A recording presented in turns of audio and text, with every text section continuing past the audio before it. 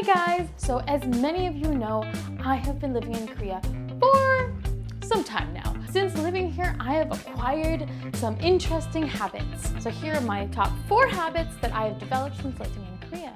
Number 1, food. Before coming to Korea, I was used to eating bread as a meal. But since coming here, it doesn't feel quite right if there isn't rice. You know, it's not right without rice. And I actually see bread more as a dessert or a snack instead of a meal. Also, I'm craving soup. I have never eaten so much soup in my entire life.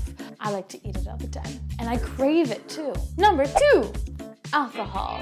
It wasn't until I visited Canada last summer that I realized that I have acquired many habits for drinking alcohol. So one of these is taking a beverage with 2 hands when accepting it. Or if someone pours you a drink, you hold it with 2 hands. In Canada, I was at a bar and they were just handing out beers if you paid for it. Every single time I took it with 2 hands and I felt like a child, like, thank you mom for the beer. Not only that, when you have a glass of beer, you just feel the need to go. It's good beer. You just have that. Otherwise, it's not the same. You just have to have that sound. Also, when drinking, I have a tendency now to find the oldest person at the table and drink away from them. Maybe even cover up a little bit. Keep my drink private. I have to remind myself, especially in drinking situations in Korea with foreigners, I'm not expected to do that. But I'm so used to doing it here, I kind of do it anyways. Number 3.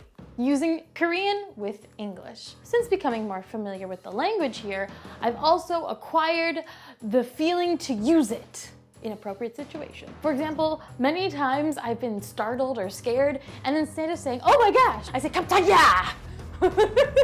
So I'll go right to the Korean. I'm so used to using these expressions, things like 헐 and 대박. I've also started to use more Konglish. Things like I-shopping and service and AS. I just use it now and I don't even think about it.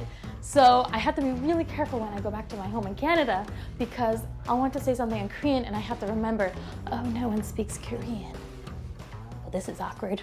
Number 4, behavior. When you go to a restaurant or you go into a store and you're ready to pay for your item or your meal, in Korea, I am very used to giving them my card. In Canada, you do it yourself.